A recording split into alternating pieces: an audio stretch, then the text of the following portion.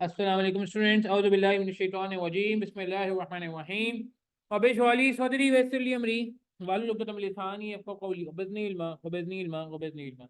अच्छा जी, autumn 2023 finance question का एक और सवाल हम देख रहे हैं, क्वेश्चन नंबर 9 जो कि फॉरेक्स पे रिलेटेड था। बहुत ही अच्छा सवाल था, बहुत ही स्कोरिंग सवाल था, बहुत ही छोटा सवाल था। पेपर में टाइम मैनेज करने के लिए ये सवाल जो है वो बहुत इंपॉर्टेंट साबित हो सकता है। ये कमेंट पहले पढ़ेंगे। Determine the outcome using the futures and forward contract hedging strategies assuming spot rate on 29 February 2024 is expected to be PKR 87,500। 5 mark का आसान सवाल, फिर 3 मार्क की बहुत आसान सी theory. Suggest the optimal strategy for URT along with the appropriate justification in the event that the spot price is forecasted to rise to 108,000 MT within the next 6 months. What should be the reason that might prevent the execution of the optimal strategy? Note: calculations are not required for this part. Calculation नहीं करनी है आपने, सिर्फ theoretical बताना है भाई।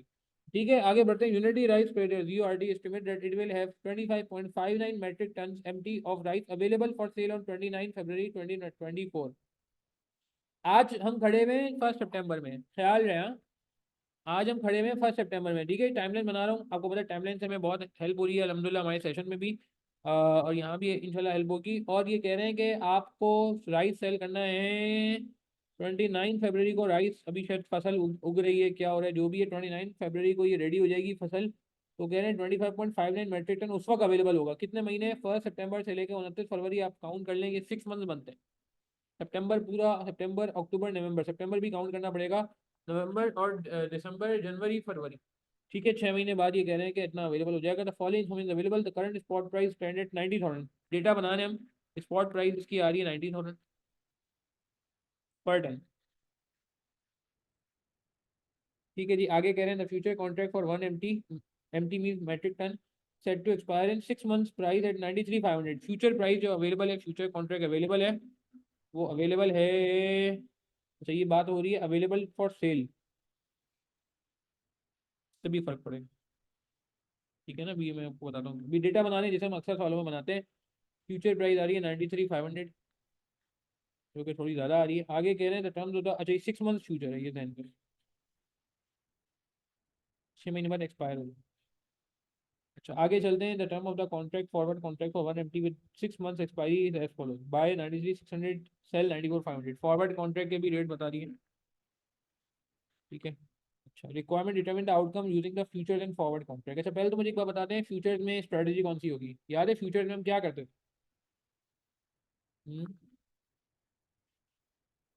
Future में हम क्या करते थे? Hedging through futures. अच्छा, पहले एक काम करते हैं, थ्रू फॉरवर्ड कर लेते हैं। फॉरवर्ड वाला आसान सा। मुझे बताएं कौन सा रेट यूज होगा, रेलिवेंट रेट कौन सा यूज होगा? बेचने की बात हो रही है या खरीदने की बात हो रही है? पेमेंट का केस है, रिसीट का केस है?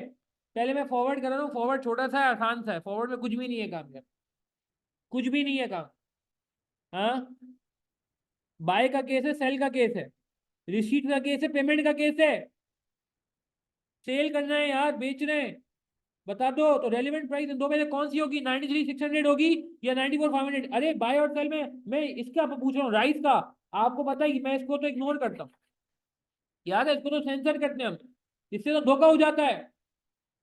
याद आ रही है बातें? ये तो मैं इस तरह ब्लैक से काट देता था प्रीवियस सालों में भी। मैंने आपको कहा कि आप लॉजिक से चलो, लॉजिक से चलो। पे मोर रिसीव लेस, पे मोर रिसीव लेस। याद आ रहा है? ये रूल्स फॉलो करते थे। इसको नहीं देखो, इसको नहीं देखो। रिसीव लेस वाला केस है इस बार। तो बताइए, रिसीव लेस वाला केस है, मल्टीप्लाई करेंगे तो अमाउंट आएगी। ये 1 टन का फिगर है, एमटी करेंसी वाला सवाल नहीं है। कोई बात नहीं यार, पकड़ लेंगे हम। तो रेलिवेंट रेट क्या है? सेल मीन्स रिसीट्स, रिसीट्स मतलब रिसीव लेस। रिसीव लेस का मतलब रेलेवेंट रेट क्या होगा? Relevant forward rate.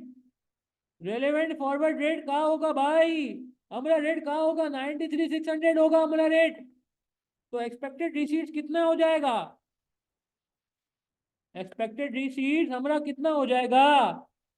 हाँ, मल्टीप्लाई कर दो ना भाई। 93,600 को जरा मल्टीप्लाई करवा दो 25.59 से, देखो क्या आता है। अरे देखो तो सही, कहाँ आता है? 2395224 आता है। हाँ भाई लड़के, बिलाल क्या मसला है इसमें? इजी है।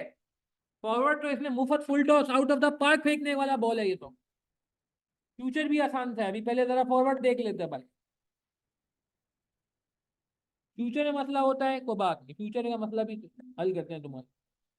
वो वाला फ्यूचर नहीं, वो तो अल्लाह ताला ही सही करेंगे फ्यूचर तुम्हारा इंशाल्लाह। अभी इस फ्यूचर को हम देख लेते हैं। मजाक में कर रहा हूँ। एजिंग थ्रू फ्यूचर, ठीक है जी। On a lighter note. हाँ जी, बाकी लोगों को क्लियर है। इसमें तो कुछ करने का था ही नहीं, मैंने खामा खा मैं लंबा कर दिया। अच्छा, एजिंग थ्रू फ्यूचर में पहले स्ट्रेटजी लिखते थे, याद करो। अरे बाबा स्ट्रेटजी लिखते थे, तरीका नहीं भेजना जो हमने वो करना चेंज। हमारा स्ट्रेटजी का है। अब बाय नाउ सेल लेटर है, सेल नाउ बाय लेटर है, इंडायरेक्ट हेजिंग वेजिंग नहीं है, वो तो बीएफडी में होता है, या तो सिंपल है बाबा। खरीदना है तो कल का काम आज रूल याद आ रहा है, बाय नाउ सेल लेटर होता था या सेल नाउ बाय लेटर होता था। इतने इतने इतने कितना होगा, इतने होगा sell now buy later. Selection of the contract, choice number of the contract, याद है। नंबर ऑफ कॉन्ट्रैक्ट निकालता थे। कॉन्ट्रैक्ट इसमें एक से ज्यादा है ही नहीं, एक ही कॉन्ट्रैक्ट है भाई। तो नंबर ऑफ कॉन्ट्रैक्ट निकाल लो ना यार। 1 टन का कॉन्ट्रैक्ट होता है, 1 मेट्रिक टन का कॉन्ट्रैक्ट होता है। 25.759, 25.59, और एक टन का कॉन्ट्रैक्ट है तो 26 कॉन्ट्रैक्ट हो जाएंगे भाई।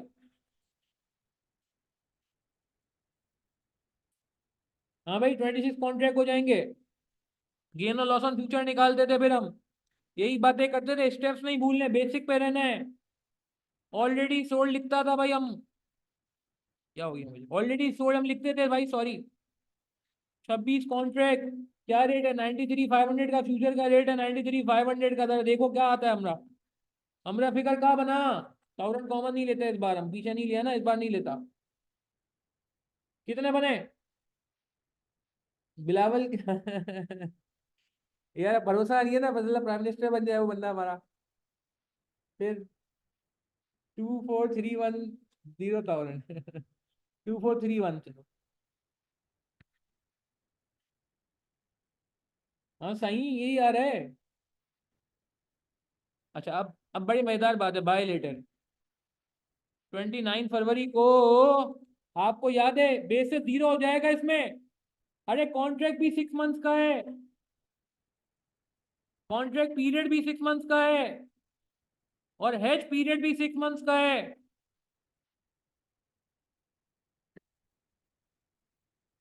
तो इधर कॉन्ट्रैक्ट एक्सपायर हो रहा है, इधर गौर से देखना बात को मेरे भाई। बिलाल गौर से देखना। इथे इथे आज आप इथे खड़े हो इथे, तो इधर मैं कह सकता हूँ तुम्हारा फ्यूचर एक्सपायर हो रहा है, तुम्हारा एक फ्यूचर मेच्योर हो रहा है। और एट एक्सपायरी डेट 29 फरवरी इत्तेफाक से एक्सपायरी डेट भी है। मेरी बात समझ आ रही है आप लोगों को यार, एक मिनट देखो जरा, 6 मंथ का फ्यूचर है। हम आज खड़े हुए 1 सितंबर को, तो ये फ्यूचर भी एक्सपायर, मैंने डिफरेंट कलर से लिखा है ताकि आपको बात समझ आ जाए। 29 फरवरी को ये एक्सपायर हो जाएगा भाई। तो 29 फरवरी को फ्यूचर एक्सपायर हो जाएगा, तो उस दिन बेसिस जीरो हो जाता है, उस दिन बेसिस नेल हो जाता है। तो जो स्पॉट प्राइस होती है वही फ्यूचर प्राइस बन जाती है।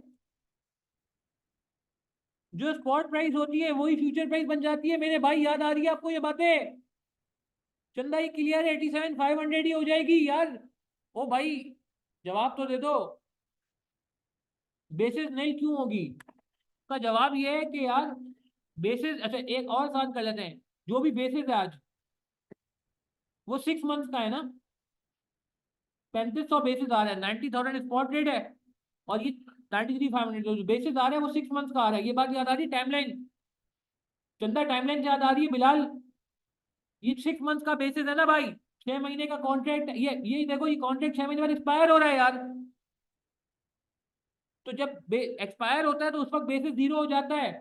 हाँ, मजा उस वक्त आता जब बेसिस एक्सपायर होता है 29 फरवरी को। जब बेसिस एक्सपायर होता है 29 फरवरी को, और हमारा कॉन्ट्रैक्ट होता है 31 दिसंबर को, हमें बेचना होता है 31 दिसंबर को। तो फिर हम कहते हैं कि 2/6 बेसिस बच जाएगा, फिर रिमेनिंग बेसिस आ जाता। इस सवाल में रिमेनिंग बेसिस जीरो है।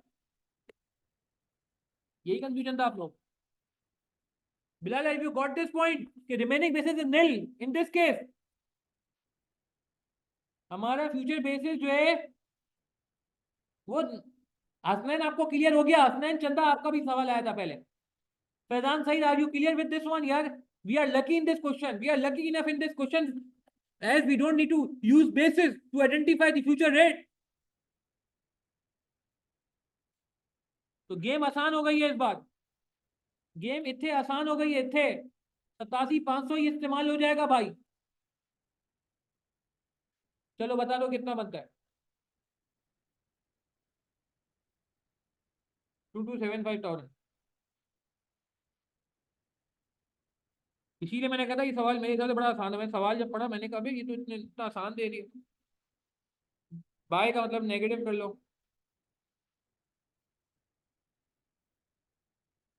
यकीन, अच्छा कभी कभार पेपर में इतनी आसानी चीज आ जाती है। हाँ बिल्कुल बिल्कुल बिल्कुल सही कहा बिलाल, फ्यूचर एक्सपायरी और कॉन्ट्रैक्ट एक्सपायरी एक ही है। जिस दिन हमें एजिंग खत्म करनी है उसी दिन वो हो रहा है। वरना रिमेनिंग बेसिस देखो, मैंने तो टाइम बना के रिमेनिंग बेसिस बता दिया कि अगर 31 दिसंबर को तुम्हें बेचना होता, तुम्हें कॉन्ट्रैक्ट जल्दी खत्म करना होता, तो तुम रिमेनिंग बेसिस लेते। उस केस में 2/6 का 2/6 से मल्टीप्लाई करते बेसिस को।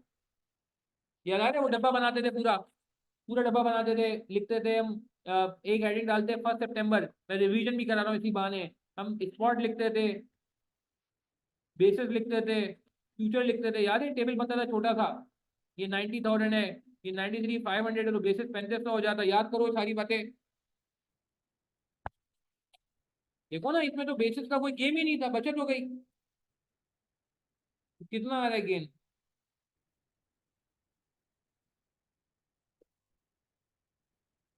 तो नेट आउटकम निकाल लेते हैं। गेन और लॉस ऑन हेजिंग निकालने की जरूरत नहीं है। वो गेन लॉस ऑन हेजिंग निकाल ली, सॉरी, वो हेज एफिशिएंसी निकालने की जरूरत नहीं है। एक्चुअल रिसीट्स कितनी हो जाएंगी? 25.59, 22939,125।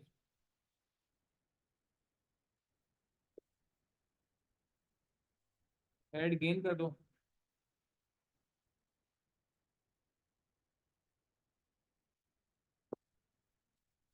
चलो, नेट रिसीट्स।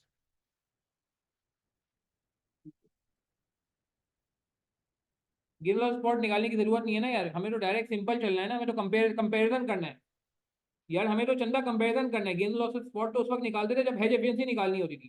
क्या मुझे हेज एफिशिएंसी निकालने की जरूरत है? तो मुझे खुद बताओ, क्या मुझे हेज एफिशिएंसी निकालने की जरूरत है? बिल्कुल भी नहीं। तो मैं क्यों करूंगा ऐसा काम? तो कौन सा बेस्ट है? कौन बेस्ट है? 2395125 बहुत करीब करीब हो रहा है। 2392224। Forward hedging is recommend. बहुत ही माइनर से ही जीता है। ठीक है।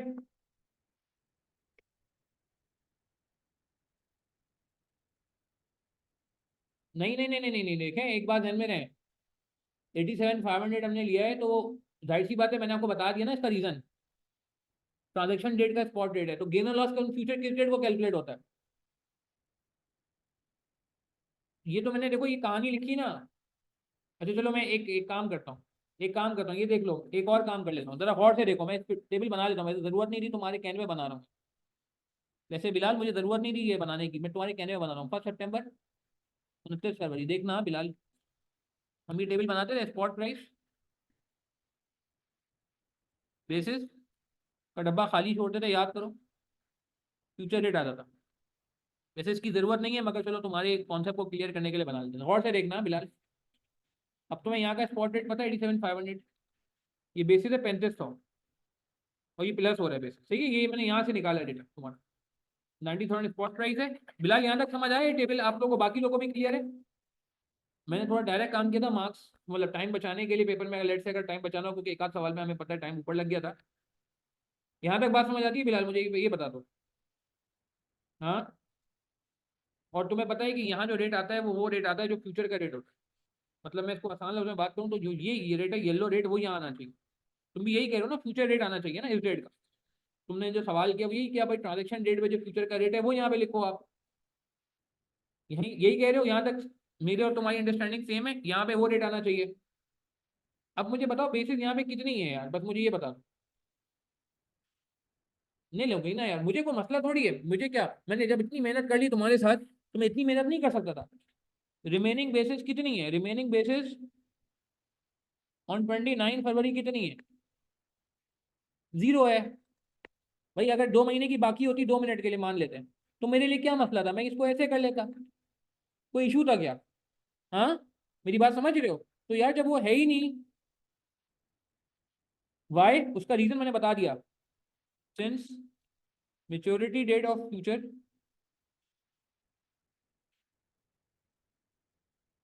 Is equal to transaction.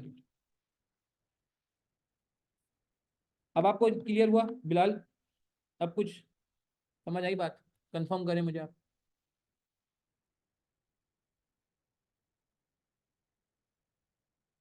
क्या ख्याल? अभी क्लियर है? चलो अल्हम्दुलिल्लाह, चलो गुड। नोट कर लें इसको प्लीज। 87,500 इस नियत से लिया गया, 87,500 ये वाला एडिशन था, वो ऊपर वाला नहीं है, स्पॉट वाला नहीं है, सही कह रहे हो। ठीक है, तो इसको नोट करें, जल्दी से नोट करें इसको। इसको भी नोट कर लें। ये पूरा स्क्रीन पे आ रहा है ना, ये वो है। ये वाला एरिया नहीं, वो कुछ और था। ये हमारे टीचर है सर रिजवान मनाई, मेरे लॉ के टीचर रह चुके हैं और टैक्स के टीचर भी रह चुके हैं, सी फाइनल में। उनकी वालदा का इंतकाल हो गया। आप लोगों को तो दुआ की दरख्वास्त है, उनकी मकसद की दुआ करिएगा, उनकी भी नुमाइंदनामा भी उनकी वालदा की, तो बस निकलूंगा। ठीक है, इसको नोट कर लिया आपने? जल्दी से नोट करें। अच्छा, लास्ट पार्ट करके बस क्लास ये सेशन एंड करते हैं। लास्ट में क्या कह रहे हैं? अगर suggest optimal strategy for URT along with appropriate justification in the event. हाँ, मैनेजरियल पोर्शन बिलाल, इंशाल्लाह मैं ग्रुप फॉलो कर लेना। Suggest the optimal strategy for URT along with appropriate justification in the event that the spot price is forecasted to rise to 102,000। अगर future में spot price बढ़ने चाहेगी, बढ़ने वाली होगी, तो क्या बेस्ट स्ट्रेटजी है? सोच के बताओ, आसान है यार।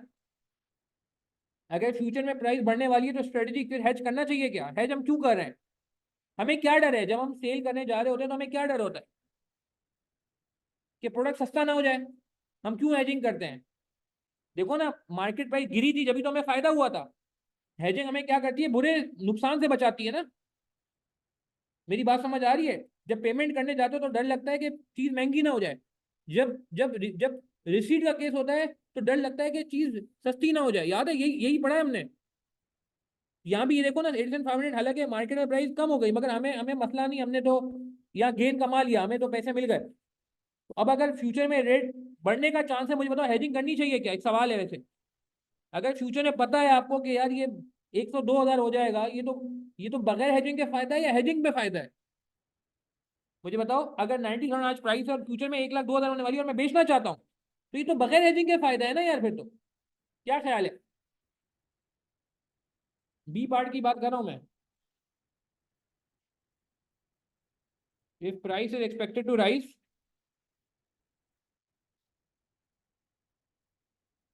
मेरी बात समझ आ रही है बाकी लोगों को?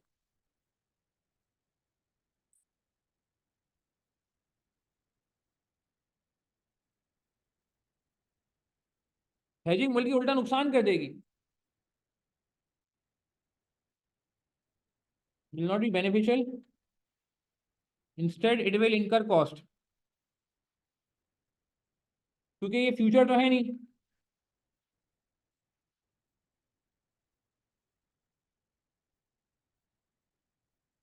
फ्यूचर्स एंड फॉरवर्ड है।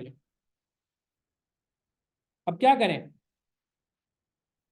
ठीक है, कॉस्ट ऐसे इनकर होगी ना, क्योंकि लॉस आ जाएगा।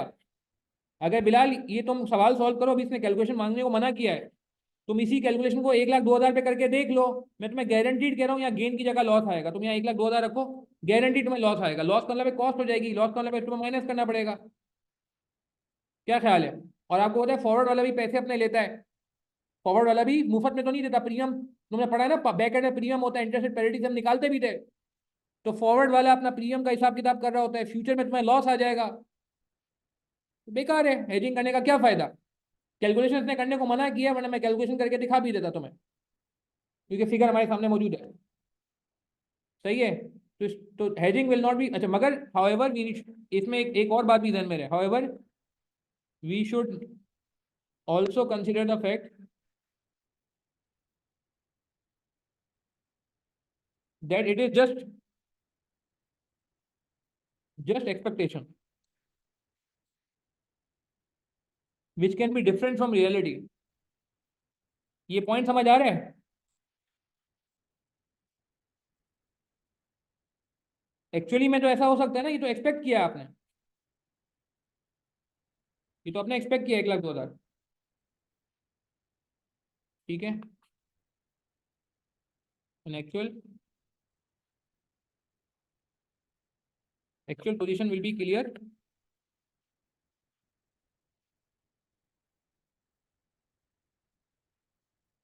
On 29 February। Therefore, URT may consider hedging। Last में एक last but not the least, options याद आ रहे हैं किसी को? ऑप्शन में फायदा क्या होता है? ऑप्शन में फायदा क्या होता है, याद आ रहा है किसी को? In options we may avoid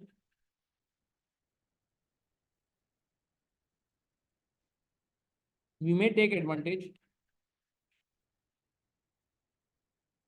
even in case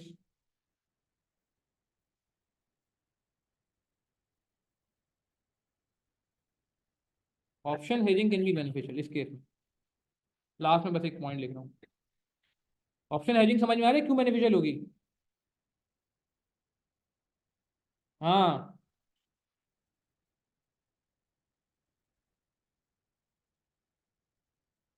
as we may not exercise in case of favourable market condition. In case of favourable market condition, अगर फेवरेबल मार्केट कंडीशन है तो मार्केट में चले आएंगे, फिर ऑप्शन एक्सरसाइज नहीं करेंगे, फिर हम मार्केट में चले आएंगे और ऑप्शन एक्सरसाइज नहीं करेंगे। ये ऑप्शन वाला पॉइंट एग्जामिनर ने नहीं लिखा मेरे ख्याल से, ये एग्जामिनर लिखते था तो अच्छी बात थी, मगर नहीं लिखा। क्लियर है ये बात हमें भाई? मजा आया? क्लियर हुई बात? हमें छोटा सवाल था, मगर इसको मैंने डिटेल में इसलिए एक्सप्लेन किया ताकि कोई कंफ्यूजन ना रहे। क्लियर है यहाँ तक बात हमें भाई? Is this fine? चलो नमाज का भी टाइम हो गया, मुझे निकलना भी है जनाजे के लिए, नमाज भी पढ़नी है, करीब में ही मस्जिद है इंशाल्लाह, तो इतना मसला नहीं होगा। ठीक है, चले अपना ख्याल रखिएगा, दुआ में याद रखिएगा। थैंक यू वेरी मच यार, अल्लाह ताला आप सबको कामयाब फरमाए, दुआ में याद रखिएगा प्लीज़ यार, ठीक है। नमाज जरूर पढ़ लीजिएगा, नमाज मिस नहीं करिएगा प्लीज़ यार। Thank you.